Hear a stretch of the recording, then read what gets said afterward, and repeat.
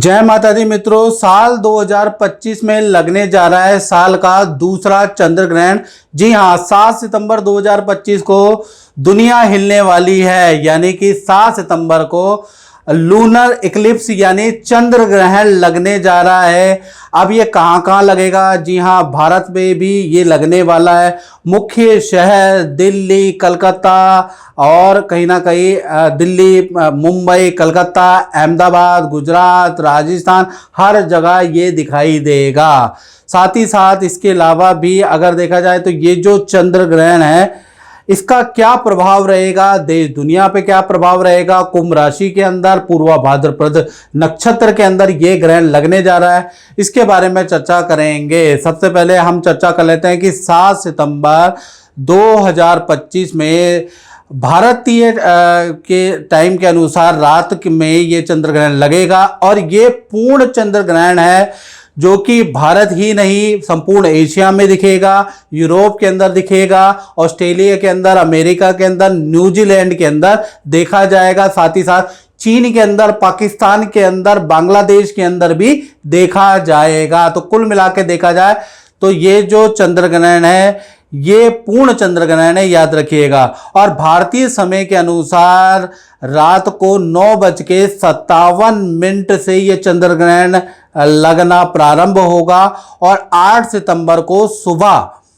1:26 तक ये चंद्र ग्रहण रहने वाला है। यानी कि 7 सितंबर को रात के 9:57 से ये दिखना शुरू हो जाएगा और कहीं ना कहीं 8 सितंबर सुबह 1:26 तक रहेगा। कुल मिला के इसकी जो अवधि है 3 घंटे 26 मिनट से ज़्यादा की अवधि है। और ये जो चंद्र ग्रहण है पूर्ण तरह से लाल दिखाई देगा आपको। आप दिल्ली से देखेंगे, मुंबई से देखेंगे या फिर आप राजस्थान से भी देखेंगे तो आपको लाल दिखेगा, बिल्कुल ब्लड मून की तरह आपको दिखने वाला है।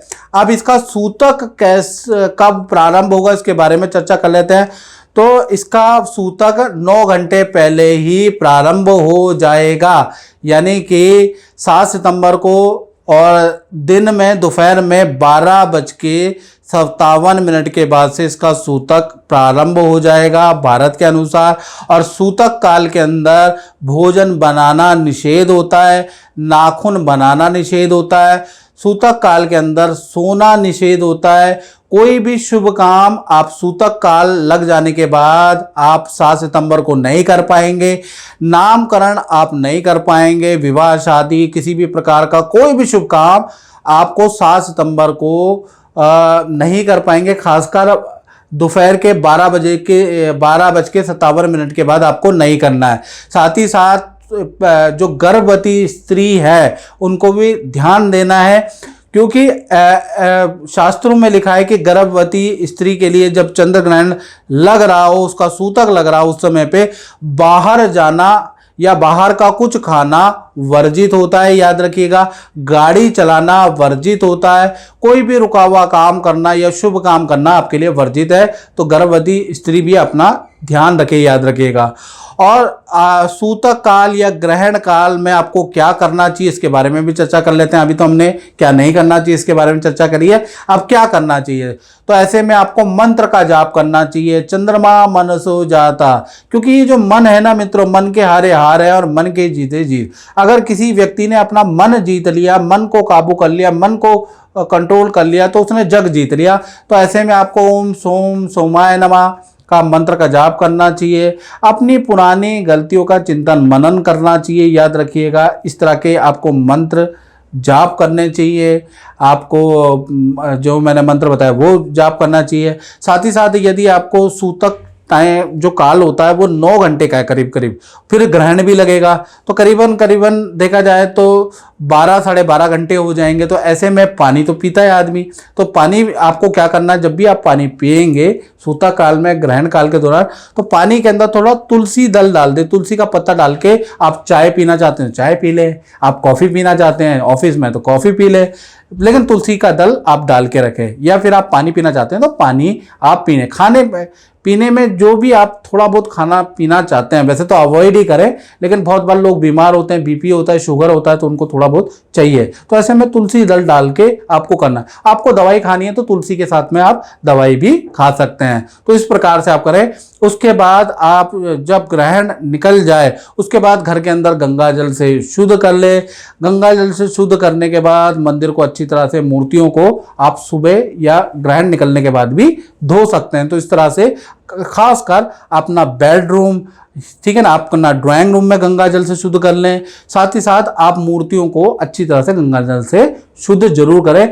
ग्रहण निकलने के बाद अपने स्टोन जो आपने पहने, रत्न जो पहने, जो कवच पहने, उनको भी शुद्ध कर ले, क्योंकि उनकी पावर भी कम हो जाती है। घर की जो मूर्तियां होती हैं उनकी भी पावर कम हो जाती है, तो इसलिए आपको क्या करना है, उनको भी गंगा जल से शुद्ध करना है। तो ये जरूर करिएगा।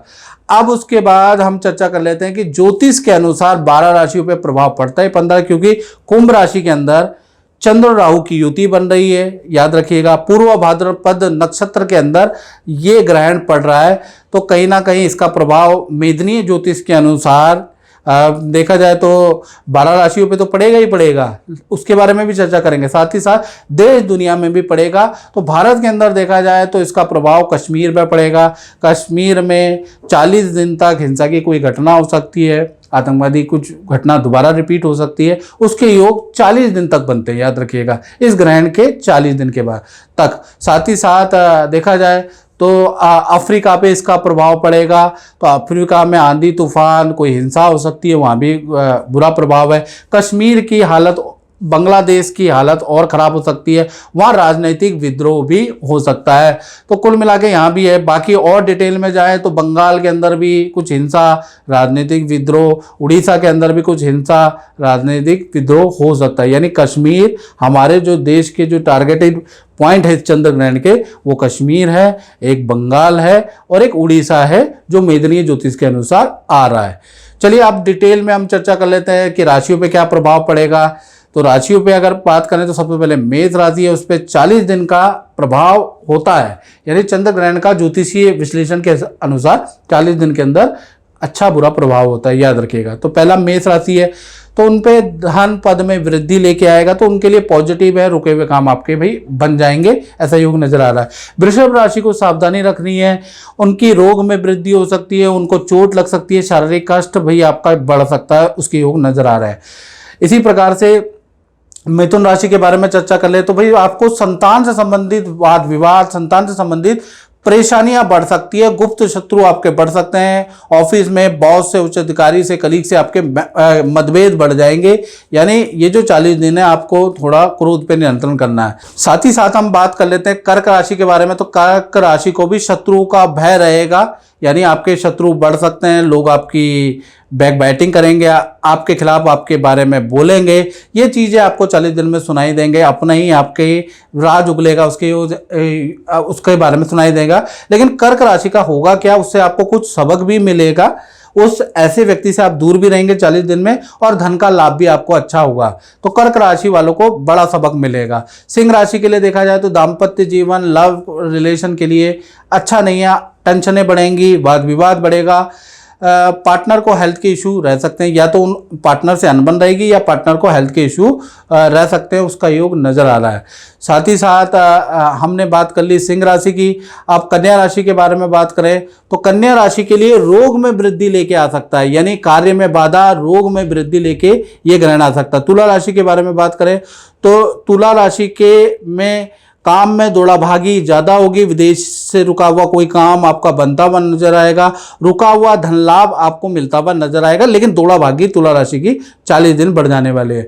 बात करें वृश्चिक राशि की तो वृश्चिक राशि के लिए ये ग्रहण कार्य सिद्धिदायक है, कोई ना कोई खुशखबरी अपने से संबंधित, परिवार से संबंधित, पार्टनर से संबंधित कोई खुशखबरी मिलेगी, काम सिद्ध होंगे आपके। तो वृश्चिक राशि के लिए तो ये ग्रहण काफी अच्छा है। इसी प्रकार से धनु राशि के बारे में बात करें तो उनके लिए भी शुभ है, धन का लाभ, पद का लाभ, ऑफिस से संबंधित कोई लाभ आपको इन 40 दिन में बनता हुआ नजर आएगा। मकर राशि के बारे में बात करें तो मकर राशि के लिए ये ग्रहण बहुत अच्छा नहीं है, धन के हानि लेके आ रहा है, और कहीं ना कहीं खर्चा आपका बढ़ने वाला है, वाहन पे आपका खर्चा, अचानक कोई खर्चा आपका बढ़ने वाला है, तो मकर राशि के लिए ये ग्रहण का प्रभाव बहुत अच्छा नहीं है। कुंभ राशि के बारे में बात करें तो कुंभ राशि में ये ग्रहण है, तो कुंभ राशि वालों को सावधानी रखनी है। एक तो दुविधाएं आपकी ज़्यादा बढ़ जाएंगे, लोगों से मनमुटाव ज़्यादा होंगे, रोग में वृद्धि आपकी हो सकती है, वाहन ध्यान से चलना है क्योंकि छोटे मोटे एक्सीडेंट भी आपके हो सकते हैं। तो कुंभ राशि पे ये चंद्र ग्रहण है तो उनके लिए अच्छा नहीं है। मीन राशि के बारे में बात करें तो आपका धनहानि के योग बनते हैं, आपका चिंता के कोई संकेत नजर आ रहे हैं। यानी कुल मिला के ये ग्रहण का प्रभाव मीन राशि पे फाइनेंशियली बहुत अच्छा नहीं है। फाइनेंशियली किसी पे भरोसा आपको आंख बंद करके नहीं करना है, याद रखिएगा, थोड़ा सा उनकी जांच पड़ताल कर लें। तो कुल मिला के ये प्रभाव, चंद्र ग्रहण के ये प्रभाव अच्छा बुरा इन राशियों में पड़ेंगे, थोड़ा आपको सावधानी रखनी है, याद रखिएगा। तो इस कार्यक्रम में मित्रों बस इतना ही, मुझे दीजिए इजाजत। जय माता दी। जय माता दी। भूषण जी मैं आपको ये पूछना चाह रहा हूँ कि अभी आप बता रहे थे कि गुरुजी ने एक वीडियो डाली थी और वो लगन या राशि पे थी, तो वो आप पे एकदम सटीक भविष्यवाणी हुई है, तो क्या साबित हुई है, मैं आपसे ये जानना चाहता हूँ। देखिए जी, इसमें दो राय नहीं है। गुरुजी की जितनी भी भविष्यवाणी हुई है, प्रिडिक्शंस हुई है, वो 100 में से 90% मेरे हिसाब से बिल्कुल एक्यूरेट गई है। और अभी पिछले हफ्ते गुरुजी ने धनु राशि वालों के ऊपर एक प्रिडिक्शन दी थी कि इस हफ्ते किसी गुरुजी से मुलाकात होगी। और मेरी धनु राशि है पर्सनली, धनु लग्न, और आज मेरा सौभाग्य है कि मैं गुरुजी से मिला हूँ। और ये जो भविष्यवाणी है एक्यूरेट 100 में से 101% बिल्कुल एक्यूरेट गई है इनकी भविष्यवाणी। और बिफोर जितनी भी पहले इनकी जितनी भी प्रेडिक्शंस है, भविष्यवाणियाँ हैं, वो 90% एक्यूरेट गई है मेरे हिसाब से। और मोस्टली जो फीडबैक मिलता है कस्टमर्स के थ्रू, वो भी यही कहते हैं जी, जो इनकी भविष्यवाणी होती है, प्रेडिक्शंस होती है, बिल्कुल एक्यूरेट होती है। तो आज मुझे बहुत अच्छा लगा, गुरुजी से मिलके सौभाग्य प्राप्त हुआ और इनसे मिलके मुझे 101% सेटिस्फेक्शन हुई। और एक अलग से एक एनर्जी फील होती है कि यहाँ आके एक नई ऊर्जा का आभास होता है कि आज हमारी यहाँ आके ख़त्म होगी सारी प्रॉब्लम। चलो, बहुत बहुत धन्यवाद कि आपने अपनी राशि देखी और गुरुजी ने जो बोला वो सबसे पहले आप पे ही जो है सच बात घटित हो गई है। तो ऐसे ही माता रानी की कृपा बनी रहे और गुरुजी का आशीर्वाद हमेशा बना रहेगा। जय माता दी। जय माता दी।